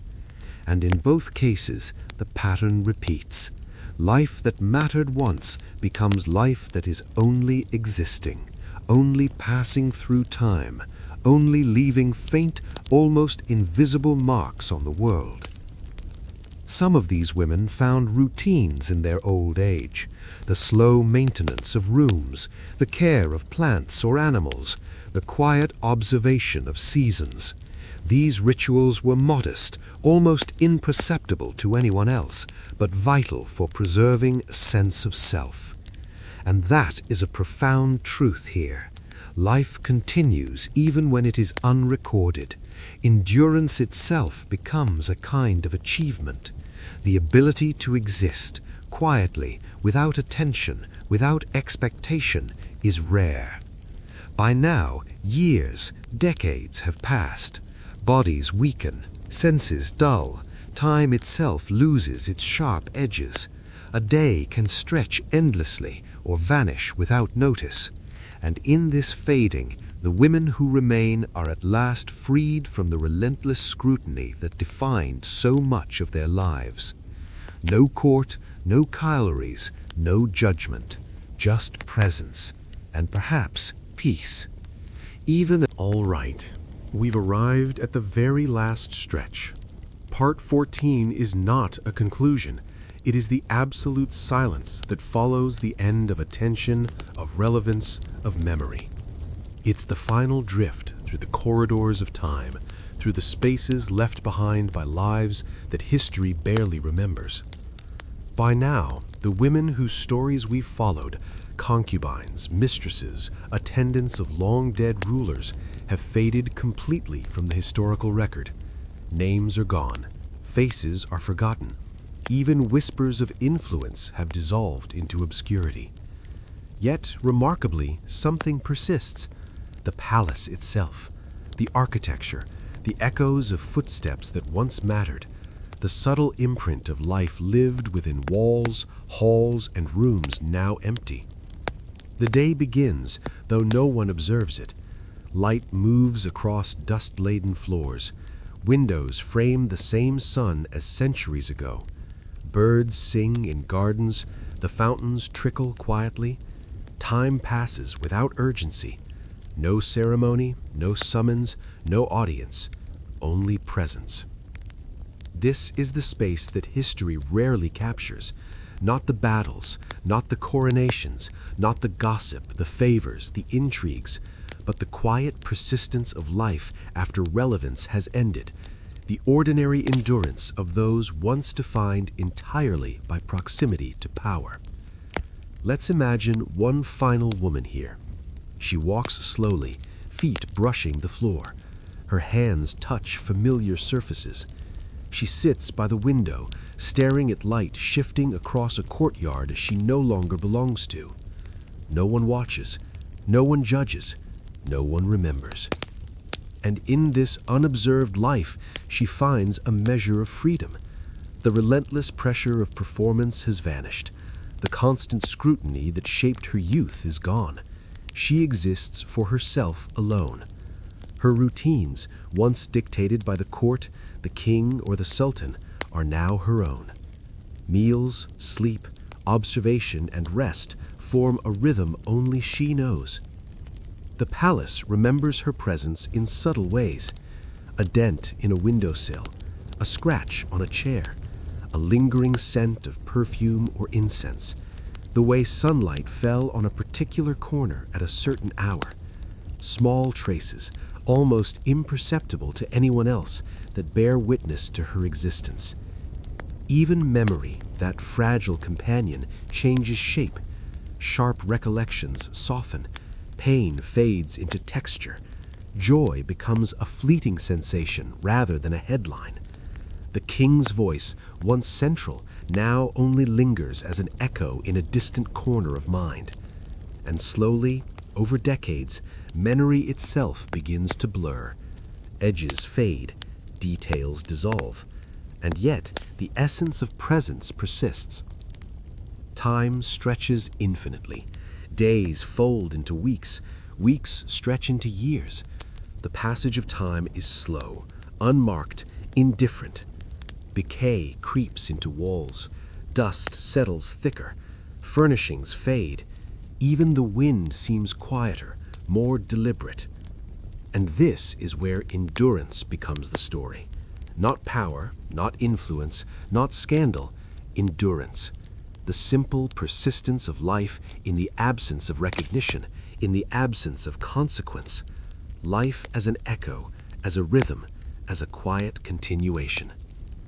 Some of these women may have found solace in ritual, observing light through latticework, feeding a bird that returns each morning, arranging small objects in a particular order, not to impress, not to serve, but to mark the day, to maintain a sense of self in a world that has moved on without them. And then, inevitably, the body slows further. Sight dims, hearing fades. The world contracts into a single room, a single window, a single breath. Thoughts drift with no urgency. Emotions soften. Time no longer matters. Death arrives quietly. No proclamation, no audience, no ceremony. A body is prepared, a record is updated, and life, as history measures it, ceases. Yet the palace endures. Light continues to fall across floors. Dust continues to settle. Windows continue to frame gardens. And in these patterns, faint and subtle, the echoes of countless lives remain. This is the ultimate truth of the story, that history often forgets what it cannot measure, that power does not preserve the essence of life, that endurance, invisibility, and quiet persistence are themselves remarkable. And so, if you're listening now, late at night, as your mind drifts, imagine the empty corridors, the rooms untouched for decades, the slow light, the dust, the faint residual presence of lives that were once defined by attention, now free from it. No epilogue, no moral, no lesson, just silence, just presence, just the slow, gentle, eternal drift of time. The palace is empty, the echo has vanished, and yet something of life persists, quietly, invisibly, endlessly. Good night. All right. This is the true final drift. Part 15 doesn't add new events, new characters, or new drama. It exists solely to linger in the emptiness left behind, to observe the remnants of lives that history barely remembers, and to let them rest. By now, the women whose stories we've followed, concubines, mistresses, attendants of long-dead rulers, have faded completely from the historical record. Names are gone, faces are forgotten, even whispers of influence have dissolved into obscurity. Yet, remarkably, something persists: the palace itself, the architecture, the echoes of footsteps that once mattered, the subtle imprint of life lived within walls, halls, and rooms now empty. The day begins, though no one observes it. Light moves across dust-laden floors. Windows frame the same sun as centuries ago. Birds sing in gardens, the fountains trickle quietly. Time passes without urgency. No ceremony, no summons, no audience, only presence. This is the space that history rarely captures. Not the battles, not the coronations, not the gossip, the favors, the intrigues, but the quiet persistence of life after relevance has ended, the ordinary endurance of those once defined entirely by proximity to power. Let's imagine one final woman here. She walks slowly, feet brushing the floor. Her hands touch familiar surfaces. She sits by the window, staring at light shifting across a courtyard she no longer belongs to. No one watches, no one judges, no one remembers. And in this unobserved life, she finds a measure of freedom. The relentless pressure of performance has vanished. The constant scrutiny that shaped her youth is gone. She exists for herself alone. Her routines, once dictated by the court, the king, or the sultan, are now her own. Meals, sleep, observation, and rest form a rhythm only she knows. The palace remembers her presence in subtle ways. A dent in a windowsill, a scratch on a chair, a lingering scent of perfume or incense, the way sunlight fell on a particular corner at a certain hour. Small traces, almost imperceptible to anyone else, that bear witness to her existence. Even memory, that fragile companion, changes shape. Sharp recollections soften. Pain fades into texture. Joy becomes a fleeting sensation rather than a headline. The king's voice, once central, now only lingers as an echo in a distant corner of mind. And slowly, over decades, memory itself begins to blur. Edges fade, details dissolve, and yet the essence of presence persists. Time stretches infinitely. Days fold into weeks, weeks stretch into years. The passage of time is slow, unmarked, indifferent. Decay creeps into walls. Dust settles thicker. Furnishings fade. Even the wind seems quieter, more deliberate. And this is where endurance becomes the story. Not power, not influence, not scandal. Endurance. The simple persistence of life in the absence of recognition, in the absence of consequence. Life as an echo, as a rhythm, as a quiet continuation. Some of these women may have found solace in ritual, observing light through latticework, feeding a bird that returns each morning, arranging small objects in a particular order, not to impress, not to serve, but to mark the day, to maintain a sense of self in a world that has moved on without them. And then, inevitably, the body slows further. Sight dims, hearing fades. The world contracts into a single room, a single window, a single breath. Thoughts drift with no... All right. We're still drifting, though by now there's little left to follow. Part 16 is not about people or events. It's about the spaces left behind, the empty halls, the rooms where life once moved with energy, purpose, and scrutiny. Now they exist only as architecture, light, shadow, and dust. The women we've been tracing, concubines, attendants, mistresses, have long vanished. Some died quietly, unseen. Some simply faded into obscurity, their presence reduced to administrative footnotes or faint traces in palace ledgers. Names have disappeared. Faces have softened in memory. Even the faintest whispers of influence have evaporated. And yet, there is a presence, not in the living sense, not as action, but as persistence. The palace itself remembers, or perhaps it simply continues, shaped by centuries of human life. Let's imagine the day in these empty corridors. Sunlight filters through tall windows, brushing floors and walls. Dust drifts in faint rays, particles catching the light, moving almost imperceptibly. Shadows lengthen, then recede. A door creaks in the wind. The faint scent of incense lingers in corners decades after it was last burned. Time flows differently here. It is not measured in hours or events. It is measured in light, in dust, in shadows shifting across the same floorboards. No one watches, no one cares, and yet the rhythm of life persists. These corridors once held women whose entire lives were defined by attention and expectation. Every glance scrutinized, every word weighed, every motion interpreted. Now those expectations are gone. Judgment is gone. Observation is gone. And with their disappearance, a subtle freedom emerges, a freedom built on irrelevance.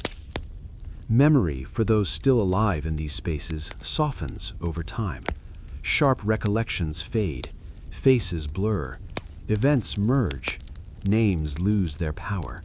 Even the king's presence, once central, becomes a texture rather than a reality, a distant echo rather than an active force.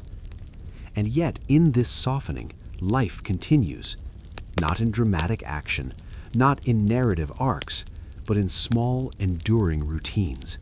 Some women may have tended plants in courtyard gardens. Some may have watched birds visit the fountains. Some may have sorted objects, rearranging them daily as a quiet act of presence. These rituals are modest, almost imperceptible, but they preserve selfhood in a world that has moved on. Across centuries, the pattern repeats. Palaces evolve, kings rise and die, wars are fought, power shifts endlessly. Yet these empty halls, the corridors, the echoing chambers remain. Light continues to move, dust continues to settle, time continues to pass. And here lies the subtle miracle: endurance. The women themselves may vanish from memory, but the imprint of their lives remains in the spaces they occupied, not as fame, not as scandal, not as legend, but as presence itself. Death eventually arrives for those still alive into these quiet years. It is gentle, unremarkable. No proclamation, no ceremony, no audience. A body is prepared, a record is updated, and life, as in the human sense, ceases. Yet the palace endures. The walls continue to catch sunlight, the dust continues to drift, the windows continue to frame gardens, and in these subtle, enduring patterns, traces of countless lives persist. This is the ultimate truth. History may forget names, memory may vanish, records may fail, but existence itself, quiet, unnoticed, patient, persists. And so we pause here not for a dramatic reflection, not for a revelation, not for moral closure, just to notice, just to linger, just to observe the soft persistence of time in empty spaces. And if you are listening late at night as you drift, imagine the dust motes suspended in sunlight, the shadows stretching across abandoned floors, the silence punctuated only by distant wind or a bird landing in a courtyard. That is the life that remains when attention has vanished.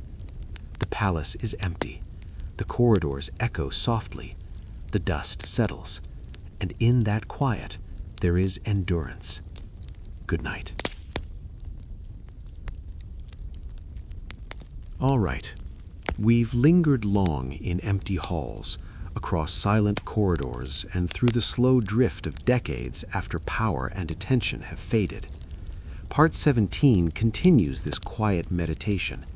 It is about the lingering traces, the textures of life that remain after the people themselves have vanished. And yes, it is deliberately slow, reflective, and meditative. By this stage, the women we have followed, former concubines, attendants, mistresses of long-dead rulers, have ceased to exist in history. Their names are forgotten. Their influence is gone. Even the faint memories of their existence have largely evaporated. Yet the spaces they once inhabited remember. Walls bear the faint imprint of touch. Floorboards remember footsteps that no longer fall upon them. Windows frame light that slides across rooms once filled with life. Doors creak quietly in the wind. Dust settles slowly, marking the passage of time in tiny, almost imperceptible increments. In these empty rooms, time behaves differently. It stretches, it folds, it moves at a pace dictated only by the rhythm of light and air. No one is present to measure it, judge it, or interrupt it. And in this absence of observation, there is a kind of freedom, gentle, subtle, and complete. Consider a single day. The sun rises and spreads pale gold across the palace floors. Shadows stretch and retreat. A bird lands in the courtyard and then flies away. Dust drifts in soft motes, catching the light as it moves imperceptibly through the air. No footsteps disturb it. No voices interrupt. No attention falls. And yet life continues, not in action or ambition, but in persistence, in the quiet endurance of space and matter shaped by the presence of those who once occupied it. The women's lives, long defined by service, scrutiny, and expectation, have become imprinted in the very textures of these halls. Memory for those still alive in these quiet years softens over time. Sharp recollections fade, faces blur, events merge, names lose their power. Even the king's presence, once central, becomes a texture rather than a reality, a distant echo rather than an active force. And yet, in this softening, life continues, not in dramatic action, not in narrative arcs, but in small, enduring routines. Some women may have tended plants in courtyard gardens. Some may have watched birds visit the fountains. Some may have sorted objects, rearranging them daily as a quiet act of presence. These rituals are modest, almost imperceptible, but they preserve selfhood in a world that has moved on. Across centuries, the pattern repeats. Palaces evolve, kings rise and die, wars are fought, power shifts endlessly. Yet these empty halls, the corridors, the echoing chambers remain. Light continues to move, dust continues to settle, time continues to pass. And here lies the subtle miracle: endurance. The women themselves may vanish from memory, but the imprint of their lives remains in the spaces they occupied, not as fame, not as scandal, not as legend, but as presence itself. Death eventually arrives for those still alive into these quiet years. It is gentle, unremarkable. No proclamation, no ceremony, no audience. A body is prepared, a record is updated, and life, as in the human sense, ceases. Yet the palace endures. The walls continue to catch sunlight, the dust continues to drift, the windows continue to frame gardens, and in these subtle, enduring patterns, traces of countless lives persist. This is the ultimate truth. History may forget names, memory may vanish, records may fail, but existence itself, quiet, unnoticed, patient, persists.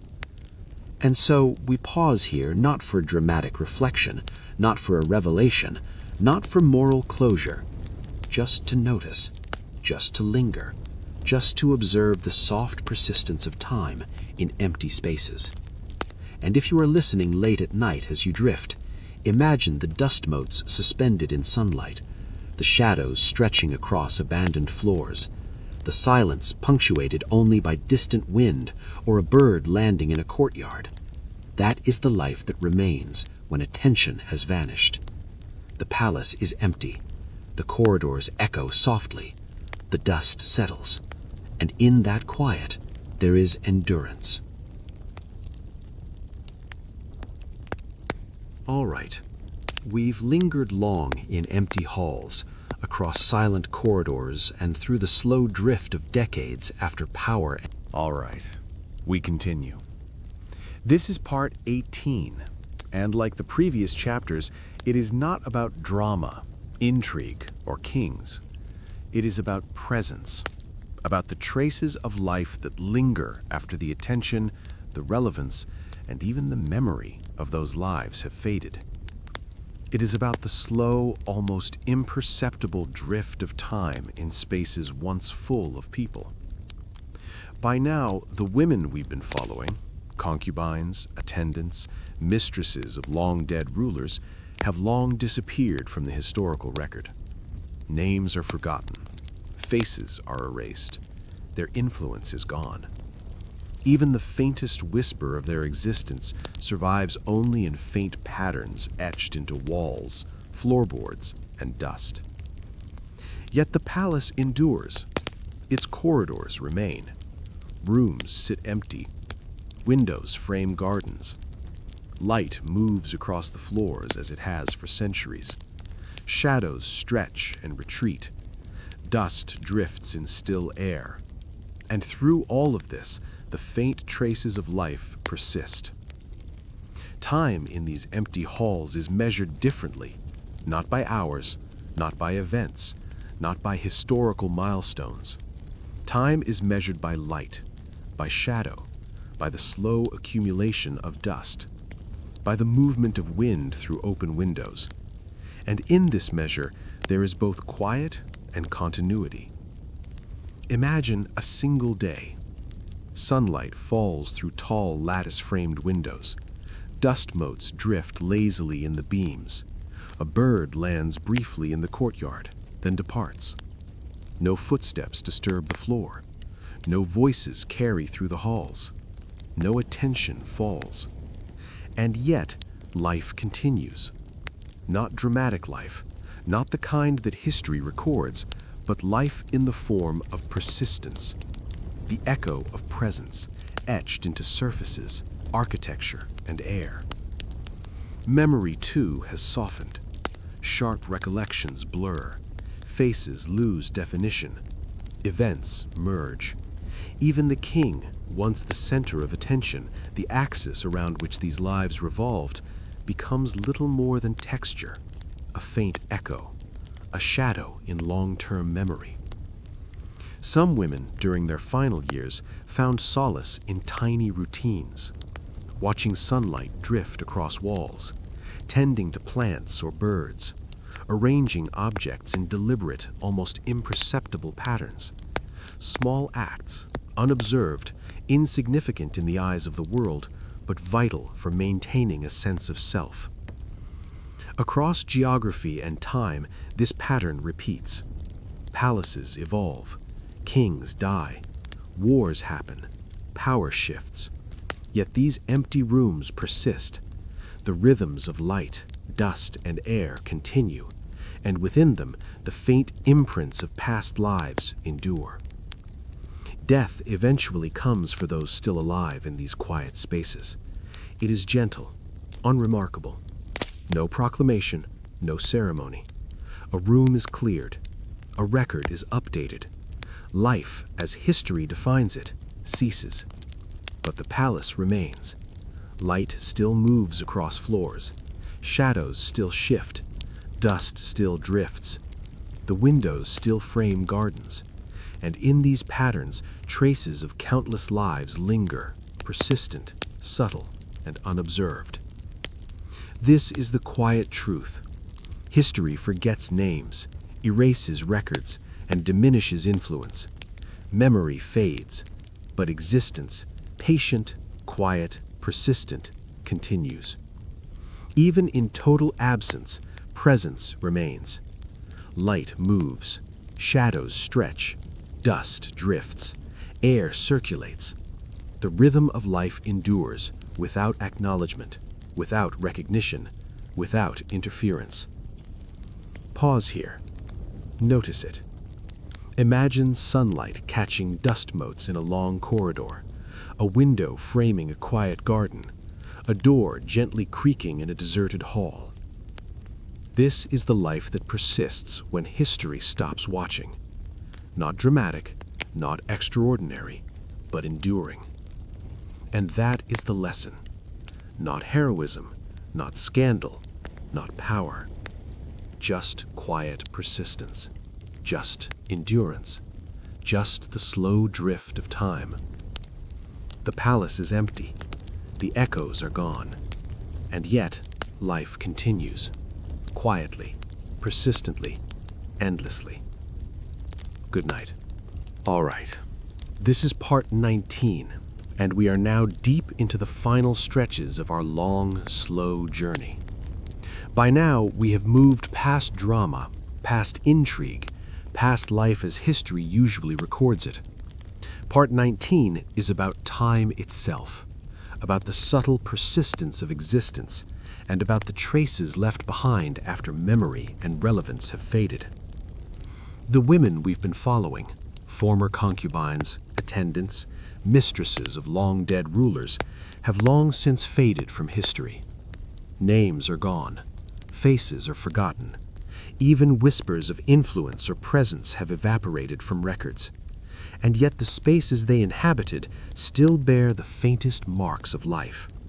Not obvious marks, not historical milestones, but textures, imprints, echoes of routines, habits, and the subtle rhythm of presence. Imagine a palace corridor at sunrise. The sunlight falls through tall lattice-framed windows. Dust motes drift lazily in the beams. A bird lands briefly in the courtyard, then departs. No footsteps disturb the floor. No voices carry through the halls. No attention falls. And yet, life continues. Not dramatic life, not the kind that history records, but life in the form of persistence. The echo of presence, etched into surfaces, architecture, and air. Memory, too, has softened. Sharp recollections blur. Faces lose definition. Events merge. Even the king, once the center of attention, the axis around which these lives revolved, becomes little more than texture, a faint echo, a shadow in long-term memory. Some women, during their final years, found solace in tiny routines, watching sunlight drift across walls, tending to plants or birds, arranging objects in deliberate, almost imperceptible patterns. Small acts, unobserved, insignificant in the eyes of the world, but vital for maintaining a sense of self. Across geography and time, this pattern repeats. Palaces evolve, kings die, wars happen, power shifts. Yet these empty rooms persist. The rhythms of light, dust, and air continue, and within them the faint imprints of past lives endure. Death eventually comes for those still alive in these quiet spaces.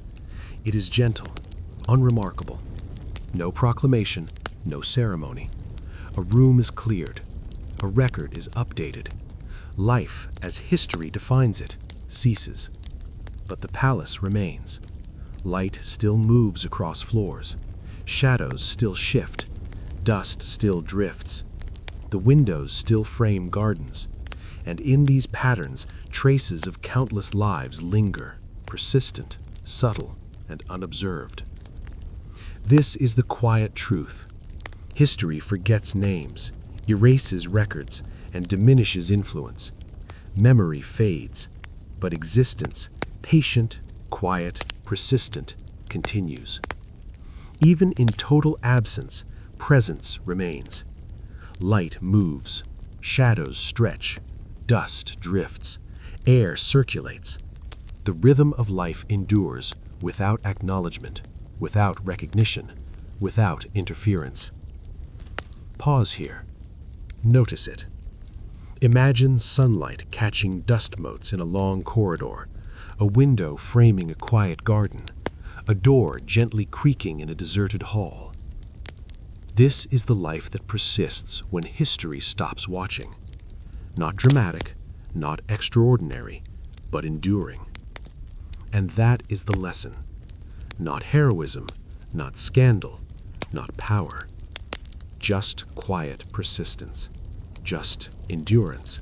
Just the slow drift of time. The palace is empty. The echoes are gone. And yet, life continues. Quietly, persistently, endlessly. Good night. All right. This is part 19, and we are now deep into the final stretches of our long, slow journey. By now, we have moved past drama, past intrigue, past life as history usually records it. Part 19 is about time itself, about the subtle persistence of existence, and about the traces left behind after memory and relevance have faded. The women we've been following, former concubines, attendants, mistresses of long-dead rulers, have long since faded from history. Names are gone. Faces are forgotten. All right, this is part 20, and yes, we are now truly at the end of this long, gentle journey. We've drifted through corridors, rooms, and decades of quiet presence. We've observed lives that history forgot, and spaces that silently carried the echoes of human existence. Part 20 is the final meditation on emptiness, endurance, and time itself. It is long, slow, and reflective, intended to be almost hypnotic. By this point, all the women we have followed, concubines, attendants, mistresses, are gone.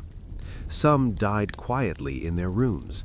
Some faded into obscurity in distant palaces. Some lived decades in the slow rhythm of space and shadow before leaving entirely. Their names, their influence, their stories are erased from memory. Even the faint traces of their lives remain only in subtle textures, shapes, and patterns that the world barely notices. And yet, the palace persists. Its walls remain. Its floors remain. Windows continue to frame light and shadow. Courtyards remain overgrown or maintained depending on the whims of time. Doors creak occasionally in the wind. Dust drifts lazily, falling where centuries of human activity once disturbed it. Time behaves differently in these empty halls, not measured by hours or days, not by events or milestones, but by the slow drift of sunlight, by shadows lengthening and receding, by dust motes suspended in air, by wind moving through open corridors, by the subtle persistence of the physical world itself. Imagine a single day in this palace. Light falls through a tall window. The shadow of the lattice shifts gradually across the floor. Dust motes glint softly in the rays. A courtyard bird lands, pauses, and then flies away. No footsteps disturb the hall. No voices echo. No eyes watch. And yet, life continues. Not the dramatic life of court or intrigue, not the measured life of duty or favor, but life in the form of persistence, presence etched into walls, floors, and air, the quiet endurance of what once was. Memory for those still alive in these halls, though there are now few or none, softens and blurs. Events merge, faces fade. Even the king once central to the women's lives becomes texture rather than reality, a distant echo of authority, long since irrelevant. Some women, in their quiet final decades, developed small rituals to structure their existence, watching sunlight move across the floor, tending courtyard plants or small animals, arranging objects carefully in drawers or on shelves, listening to the faint movements of the wind through open doors. These were modest, almost imperceptible acts, yet they preserved a sense of self when the outside world no longer noticed them. Across geography and centuries, this pattern repeats. Palaces in Europe, the Middle East, and Asia evolve and decay. Kings rise and die. Wars come and go. Power shifts. But the empty rooms persist. Light moves, dust drifts, and in these rhythms, faint traces of past lives endure. Eventually, death arrives quietly for the few remaining inhabitants. No proclamation, no ceremony, nothing marked. Life ends. Records are updated. Rooms are cleared. And yet, the palace endures.